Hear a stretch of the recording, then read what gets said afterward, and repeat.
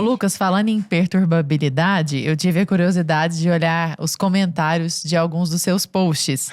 E a quantidade de pedrada que você recebe não tá escrito em gibi nenhum. Diário. Que tanto que te perturba, Lucas? Diário. Ó, de verdade, isso não me perturba mais. Porque quando eu me propus a fazer isso, antes de eu iniciar, era um ponto de sensibilidade. De verdade. E eu, como filósofo, como teólogo, eu falo assim, muitos alunos e alunas meus pediam: Lucas, ensina de relacionamento, você mudou minha vida, eu casei, eu tô com uma família super feliz, eu acho que você vai ser muito mais abrangente, você vai tocar muito mais vida se você fizer isso. E durante uns 2 anos eu relutei por causa disso. Mas você falava do que antes? Você falava... Eu tinha cursos de filosofia, eu tinha cursos de teologia, de espiritualidade, de autoconhecimento, só que ele era em geral. Eu falava sobre todas as áreas da vida e para você gerar esse equilíbrio, né? E uma grande parte dos meus alunos vieram pedir para falar de relacionamento e durante um bom tempo, por ainda ter esse ponto de sensibilidade não tratada, eu não quis. Porque eu não queria receber detratores ou haters falando de coisas que eu estava ensinando por uma fragilidade minha. Até que, dentro de um certo contexto, eu percebi que aquilo era algo que Deus estava me chamando a fazer. Porque aquelas pessoas que estavam me pedindo para fazer aquilo, elas não tinham benefício nenhum. Elas não tinham vantagem nenhuma. E Deus fala com a gente através desses pequenos sinais do cotidiano. As pessoas querem ver o arcanjo Miguel aparecendo pra elas, falando assim: ó, fulano, faz isso. Contando num sonho. Um sonho, revelatório, eu quero me sentir Nostradamus, entendeu? Essas pessoas, elas têm complexo de grandiosidade. Elas querem sentir que são protagonistas da história da humanidade, né? Só que Deus fala muito mais com a gente, com as coisas do cotidiano que são invisíveis, anônimas. A santidade é anônima. Uma das bênçãos da santidade é o anonimato, né? E durante muito tempo eu busquei a fama antes de estudar filosofia e teologia e queria ser famoso por ego. Eu fui músico, compositor, tinha vários projetos artísticos e nunca consegui. Só fracassei. Eu nunca consegui atingir pessoas com a música da maneira como eu tenho atingido agora. E aí o que aconteceu nesse final dessa etapa, eu me reconciliei com um estilo de vida anônimo. Eu falei assim, cara, o anonimato é uma bênção. O que eu desisti de ser músico no dia que eu tive um processo revelatório onde eu senti Deus falando pra mim, ó, eu nunca tinha gravado um álbum e composição de músicas melhores do que aquelas que eu tava ouvindo naquele momento. E quando eu ouvi o primeiro single pronto, há mais de 15 anos atrás, eu ouvi e falei assim, cara, isso aqui vai estourar. E tinham várias pessoas no meio artístico, pessoas muito relevantes, com muito nome e autoridade, falando, muito impressionadas com a música, com a banda. E aí, na primeira audição, eu senti que aquilo ia viralizar de uma certa maneira. E eu voltei pra casa perturbado. E durante alguns dias eu fiquei extremamente perturbado, até que em um certo momento eu me rendi. Foi um processo de rendição. E eu percebi que se eu deixasse o projeto continuar daquela maneira, eu ia ser escravizado. E aquela agonia que eu tava sentindo era Deus me falando assim, ó, é isso que você quer? Porque se você quer isso, eu vou deixar. Porque tem todo o lance do ambiente da música, das gravadoras, toda aquela história... corrompido. Dos simbolismos ali, da maldade, né? Eu nunca encontrei virtude no meio artístico. Os 10 anos que eu convivi, eu nunca vi ninguém com grandes virtudes assim, que você se inspira. E eu sempre tive esse drive da busca da verdade. Desde criança, então as minhas letras eram letras de certa maneira de louvor, de passar uma mensagem edificante. Então era meio que um Frankenstein, era extremamente difícil de fazer aquilo funcionar. E quando parece que o quebra-cabeça se fechou pra funcionar e eu ouvi a música pela primeira vez na audição, eu senti o peso de ser escravizado. É muito difícil de explicar, mas é subjetivo. Eu falei assim, se eu passar desse ponto eu vou ser escravizado. E eu terminei o projeto de 10 anos em uma semana. Justo quando você vislumbrou a possibilidade de ser famoso. Quando eu vi que aquilo... Eu ia ter o que eu queria. Deus falou, ó, você lutou, eu tentei te impedir, porque senão é o caminho que eu queria pra você. Eu botei vários obstáculos e você persistiu. Você é teimoso, cara. Agora, todas as coisas estão alinhadas do jeito que você queria. Você vai ter o que você quer. É isso que você quer? Você vai perder mais ainda o acesso a mim. E eu vi isso com muita clareza nessa semana. E foi um processo redentório catártico. Porque eu acordava em agonia, dormia em agonia. Acordava em agonia, dormia em agonia. Eu falei, cara, tem uma coisa muito errada.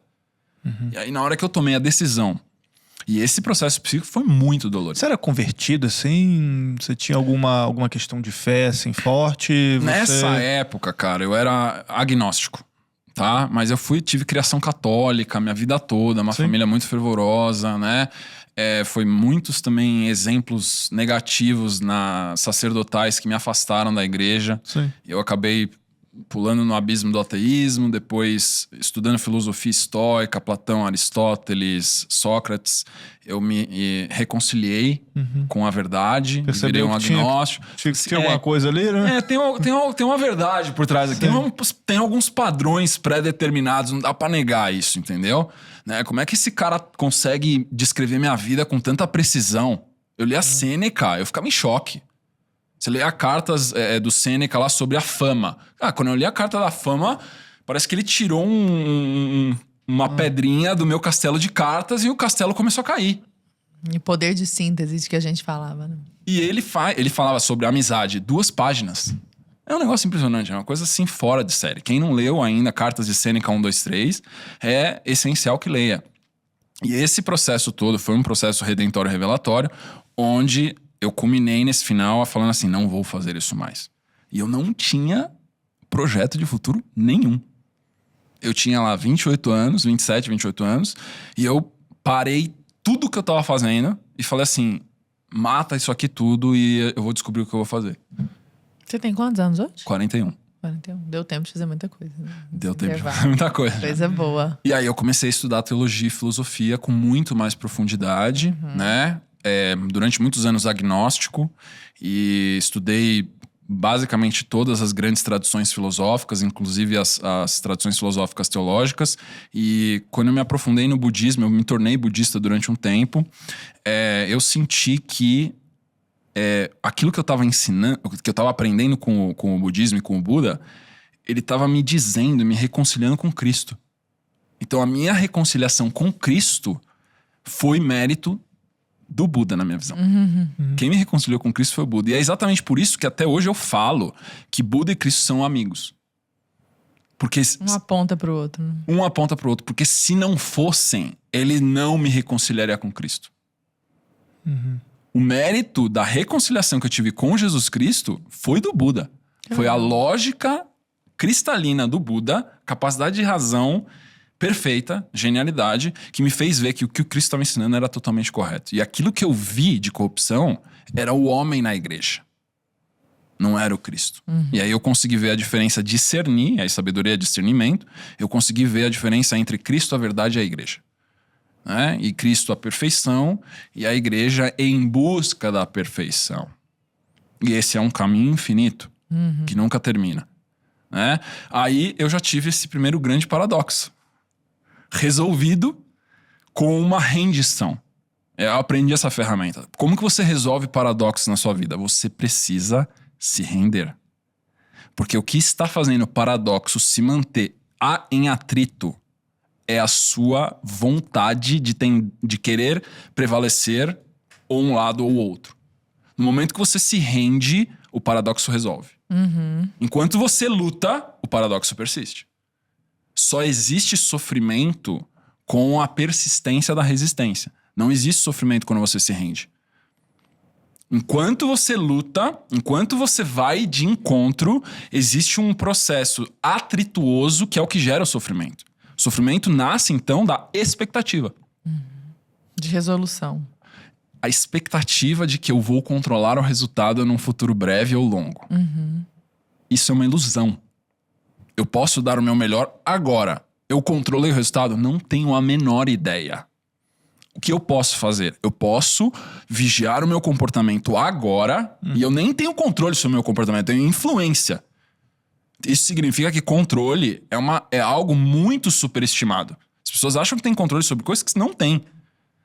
Então eu tenho certa influência sobre o meu comportamento de acordo com o nível de consciência que eu estou naquele momento. Quando eu tenho um alto nível de consciência em determinada área, eu tenho um alto nível de influência naquela área. Quando o meu nível de consciência é baixo naquela área, eu estou refém das pulsões. Quanto mais eu estou refém das pulsões elas têm vetores direcionais únicos delas. Eu estou criando expectativa.